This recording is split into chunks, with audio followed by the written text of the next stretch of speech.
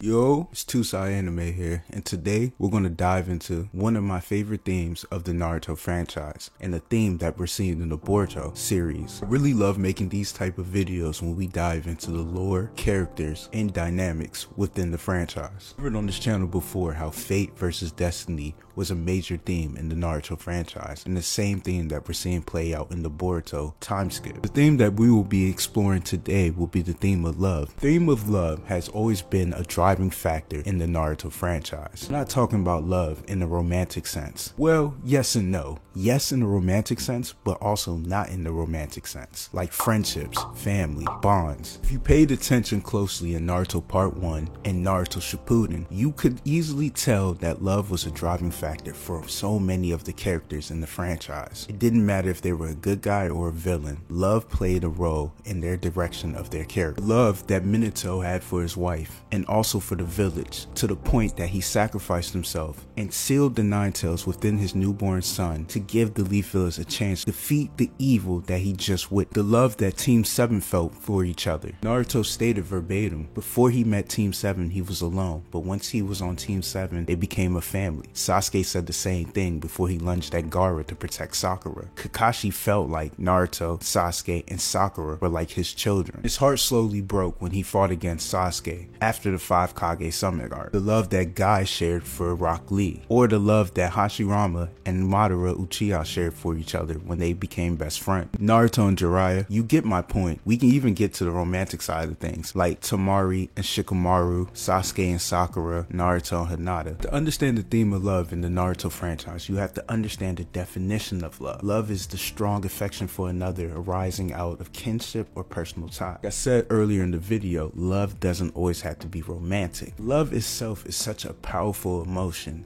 It can change the trajectory of any person that feels it for the first time.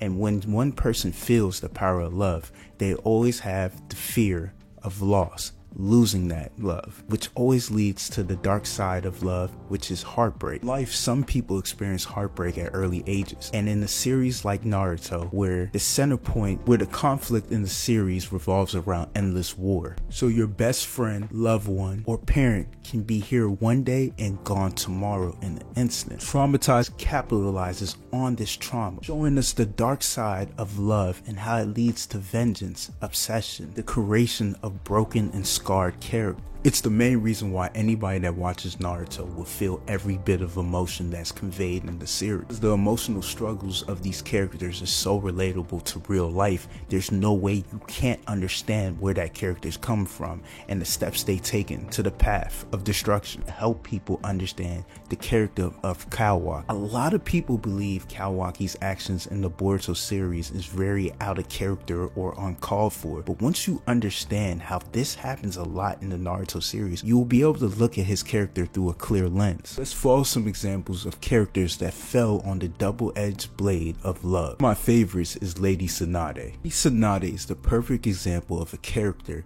that was traumatized through losing the love of her life. Guys, remember, the love of her life died in one of the wars to Tatum as he was dying on the ground.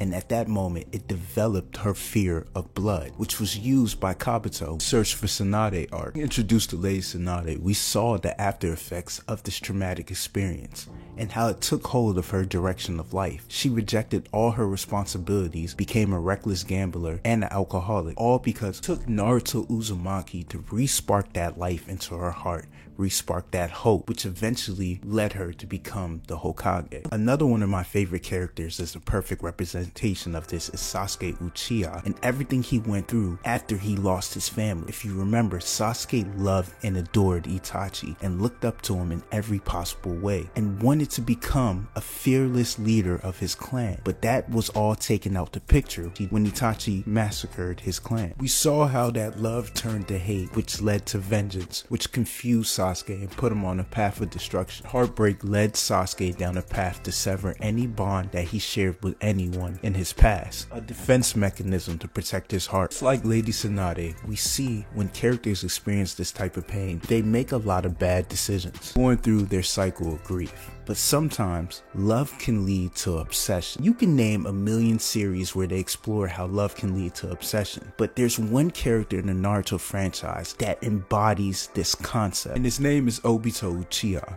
If you remember Obito's story, he fell in love with a girl named Rin. Rin was his childhood crush, somebody that he truly loved. Tragically, during the war, Obito sacrificed himself to save Kakashi and Rin, and he ended up underneath a boulder, and he gave his Sharingan to his best friend Kakashi to protect Rin.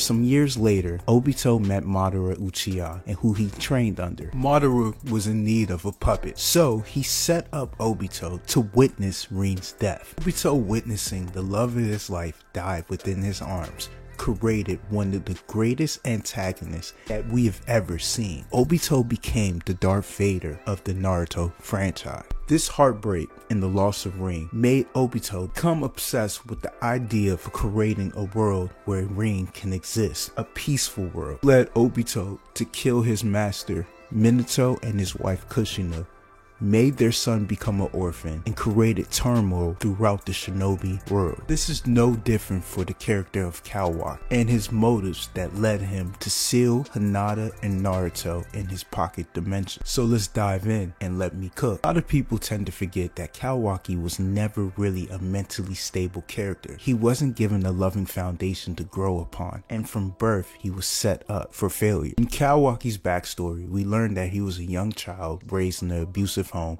by an alcoholic father who made him work to get money to buy him more alcohol. This father didn't care if Kawaki lived or died, and the village saw this. Even when the villagers used to make fun of his dad, Kawaki used to defend him. But the villagers was right, because the moment a man came through his house with a suitcase full of money, Kawaki's father sold him to his new adopted dad, Jigen.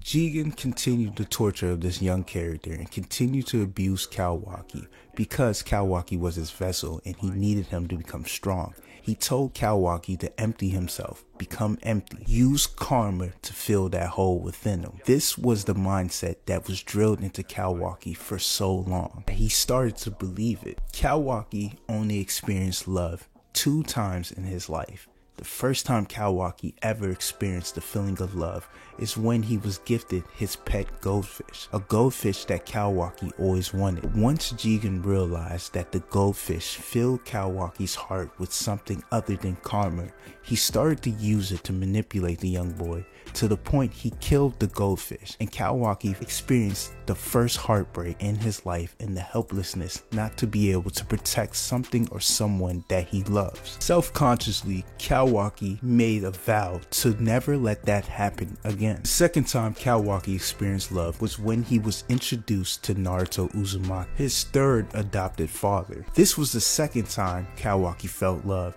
but the first time he felt secure and protected by someone. Naruto's loving personality, his nurturing self, and his backed up by his wife Hinata, let's not forget his full power, convinced Kawaki that he was safe and that Naruto had the ability to defeat Jigen. Unfortunately, after Kawaki finally let his guard down, he was reminded 3 times in a row that Naruto can die. The one person that he fell in love with as a father figure could disappear like everything else in his life. First time was when Jigen came into the Uzumaki household and took Naruto with him. Naruto almost died and Kawaki felt it through his prosthetic arm. Second time was in the Ishiki arc when Ishiki was stomping on Naruto's chest and shouted out to Kawaki, telling him if he does not come out, he will kill Naruto right there. The final time was in the Code arc when Borishiki took over Boruto for the final time and used a massive Rasengan pointed at Naruto. Kawaki's shaky foundation and mental health,